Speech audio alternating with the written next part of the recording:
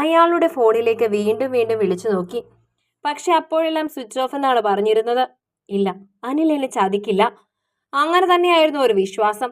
എന്തോ അപകടം പറ്റിയിട്ടുണ്ടാവും, അതുകൊണ്ടായിരിക്കും ഫോൺ എടുക്കാത്തത് എന്ന് മനസ്സ് പറഞ്ഞു. അയാളുടെ ആരോഗ്യത്തിനും ആയുസ്സിനും വേണ്ടി പ്രാർത്ഥിച്ചു. പക്ഷെ പിന്നീട് മനസ്സിലായിരുന്നു താൻ ചതിക്കപ്പെടുകയായിരുന്നുവെന്ന്. ഇതിലും ഭേദം മരണമായിരുന്നു എന്ന് തോന്നി. അത്രമേൽ വിശ്വസിച്ച ഒരാളാണ് കയ്യിലുള്ള മുഴുവൻ പണവും കൊണ്ട് ചതിച്ചു പോയത്. കടത്തിണ്ണയിൽ തളർന്നിരിക്കുമ്പോൾ കണ്ണുകൾ നിറഞ്ഞൊഴുകുന്നുണ്ടായിരുന്നു.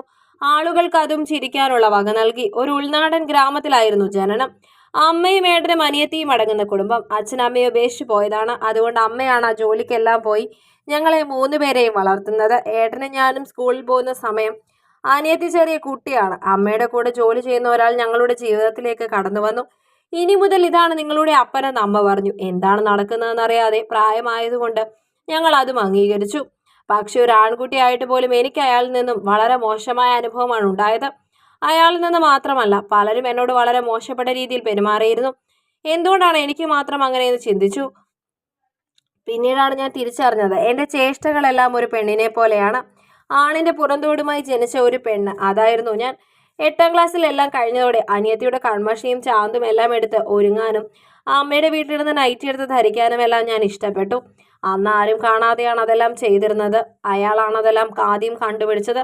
എല്ലാവരോടും നീ കാണിച്ചതെല്ലാം ഞാൻ പറഞ്ഞു കൊടുക്കും. അതുകൊണ്ട് ഞാൻ പറയുന്നത് പോലെയൊക്കെ ചെയ്യണമെന്ന് പറഞ്ഞുകൊണ്ട് പല വൃത്തികേടുകളും ചെയ്യിപ്പിച്ചു. ഒടുവിൽ സഹി കെട്ടിട്ടാണ് ഞാൻ അമ്മയോട് പറഞ്ഞത്. അതോടെ ഞാൻ രണ്ടും കെട്ടവനായി. നാട്ടുകാരുടെ മുന്നിൽ മുഴുവൻ അയാളത് പറഞ്ഞു നടന്നു. എനിക്ക് പ്രത്യേകിച്ചൊന്നും തോന്നിയില്ല. അമ്മയും അയാളുടെ ഭാഗം നിന്നതോടെ ഇനി ഇവിടെ നിന്നിട്ട് കാര്യമില്ലെന്ന് മനസ്സിലായി. ഏട്ടൻ എന്നോട് എന്നോ മിണ്ടാതെയായിരുന്നു. അനിയത്തിക്കും ഞാനൊരു അപമാനമായിരുന്നു. പിന്നെ ഇനി ആർക്കു വേണ്ടി നിൽക്കണമെന്ന് ഞാൻ ചിന്തിച്ചു. അങ്ങനെയാണ് റെയിൽവേ സ്റ്റേഷനിലേക്ക് പോയി അവിടെ നിന്ന് കിട്ടിയ ട്രെയിനിൽ കയറി മറ്റൊരു രാജ്യത്ത് എത്തിപ്പെട്ടത്. കുറേ ദിവസം ഭിക്ഷയെടുത്തു. അതിനിടയിൽ എന്നെ പോലെ തന്നെയുള്ള കുറേ പേരെ കണ്ടുമുട്ടി. അവരുടെ കൂടെ കൂടി. പക്ഷെ അവരുടേതും ഒരു നല്ല ജീവിതമൊന്നും ആയിരുന്നില്ല. ആളുകളുടെ ആട്ടുനുപ്പും കേട്ട് രാത്രിയിൽ സുഖത്തിനായി ശരീരം തപ്പി വരുന്നവർക്ക് വഴങ്ങി വല്ലാത്തൊരു ജീവിതം. വേറെ വഴിയില്ലാതെ അവരുടെ കൂടെ നിന്നു. പിന്നീടാണ് നല്ലവരായ ചില സാമൂഹിക പ്രവർത്തകർ കാരണം പഠിക്കാനും സ്വന്തം കാര്യം നിൽക്കാനും എല്ലാമുള്ള അവസരം ലഭിച്ചത്. ബ്യൂട്ടീഷ്യൻ കോഴ്സാണ് പഠിച്ചത്. കേരളത്തിൽ വരുമ്പോൾ ജോലി ചെയ്ത് സ്വന്തം കാലിൽ നിൽക്കാമെന്ന ധൈര്യമുണ്ടായിരുന്നു. അതുപോലെ തന്നെ നടന്നു. അത്യാവശ്യം തിരക്കുള്ളൊരു ബ്യൂട്ടി പാർലർ തുടങ്ങി. നല്ല രീതിയിൽ മുന്നോട്ട് കൊണ്ടുപോകാൻ സാധിച്ചു. ആവശ്യത്തിലെ പണവും സമ്പാദിച്ചു കിട്ടുന്ന പണവും എല്ലാം സൂക്ഷിച്ചു വെച്ചു. ഏറ്റവും വലിയ ആഗ്രഹം ഈ പുരുഷ പുറന്തോടിൽ നിന്നും പുറത്തേക്ക് വരിക എന്നതായിരുന്നു. അതിനായി ഒരു വലിയ സംഖ്യ ചെലവാകുമെന്നറിയാം. ഊറും പരിമണി കൂട്ടി വയ്ക്കും പോലെ ഓരോ രൂപയും ഞാൻ കൂട്ടിവെച്ചു. ഇതിനിടയിലേക്ക് വീട്ടിലേക്ക് പോയി. കയ്യിലെ പണം കണ്ടിട്ടാണോ എന്നറിയില്ല, അമ്മ മാത്രം സ്നേഹം കാണിച്ചു. അനിയത്തിയോട് എന്നോട് പെരുമാറിയതുപോലെ പെരുമാറാൻ ചെന്ന അയാളെ അമ്മ ഞാൻ പോകുന്നതിന് ശേഷം അടിച്ചോടിച്ചത്രേ. അയാളെ വിശ്വസിച്ചാണ് അമ്മയെന്ന് എന്നെ തള്ളി പറഞ്ഞത്. അമ്മ സ്നേഹത്തോട് പെരുമാറിയെങ്കിലും ഏട്ടന്റെയും അനിയത്തിയുടെയും അവസ്ഥ പണ്ടത്തെ പോലെ തന്നെയായിരുന്നു. ഏട്ടൻ വിവാഹം കഴിച്ച് മാറി താമസിക്കുകയാണ്. അനിയത്തി നഴ്സിങ്ങിന് പഠിക്കുകയാണ്. അനിയത്തിക്ക് പഠിക്കാനുള്ള പണം തികയില്ല.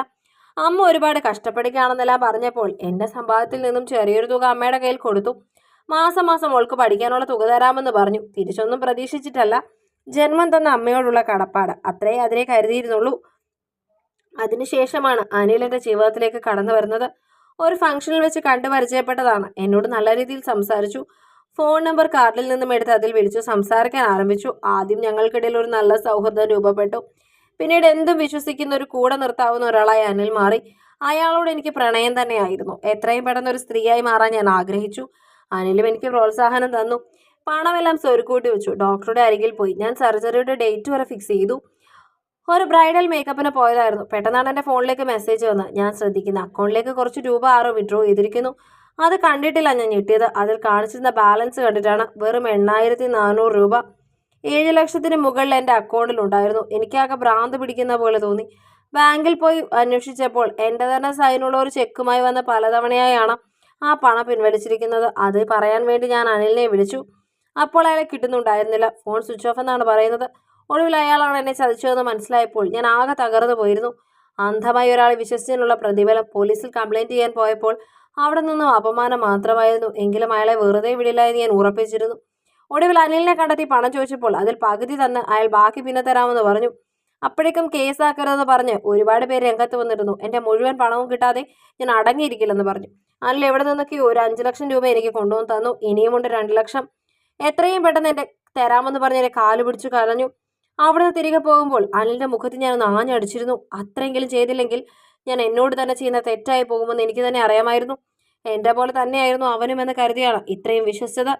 പക്ഷെ എന്നെ വെറും കോമാളിയായി മാത്രമായിരുന്നു അയാൾ കണ്ടിരുന്നത്. ആ പണമായിരുന്നു അയാളുടെ ഉദ്ദേശം. ഒന്നും തിരിച്ചറിയാതെ പോയത് എൻ്റെ തെറ്റ്. ഇപ്പോൾ ജീവിതത്തിൽ വലിയൊരു പാഠം പഠിച്ചിരിക്കുകയാണ്. ആരെയും വിശ്വസിക്കരുത് എന്ന വലിയൊരു പാഠം. കഥ നിങ്ങൾക്കിഷ്ടമായെങ്കിൽ ലൈക്ക് ചെയ്യൂ. നിങ്ങളുടെ അഭിപ്രായങ്ങൾ കമൻ്റായി രേഖപ്പെടുത്തൂ. കൂടുതൽ കഥകൾ കേൾക്കാൻ ഈ ചാനൽ സബ്സ്ക്രൈബ്